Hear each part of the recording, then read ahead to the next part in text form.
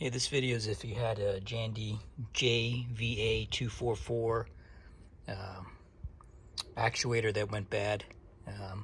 As you can see, mine went bad. The old one is now removed over here, and unfortunately I could not pull the wire through. There's right angles that prevent me from using the wire that came on the unit, so I removed the 4 screws from the top of the unit, and now I'm going to undo these 3 screws here, and then I'm going to run the original wire back in to replace it. So note the color.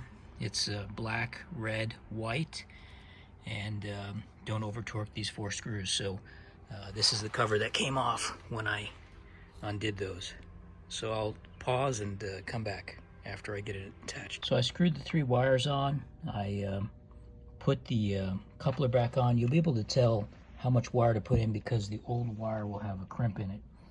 I didn't use the washer from the new one. It was too small. This was a smaller washer. It was difficult to go over the wire, so I used a washer that came from the old one. But I did replace the big old washer, and I also replaced the rubber. I put the new rubber in. So these are the old ones I'm showing you here.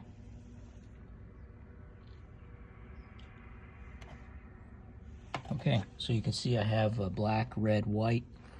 It's also labeled on the board, and now we have to get this wire over this little clasp here. The head, it basically tension like you're seeing me try to do there. It's just like a strain relief for it. So if somebody pulls on this, even though this is tightened, it'll stop you from yanking the wire. Okay, I'm going to continue. Guys, this is an example of manually getting the valve to turn.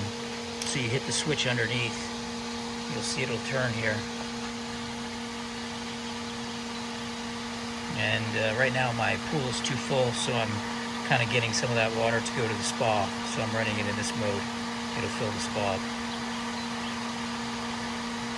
And once it gets to the final position, it'll stop. There's 3 positions on that switch. Middle, which is probably middle, and then full the other way and full this way. All right, I'll let that drain for a bit.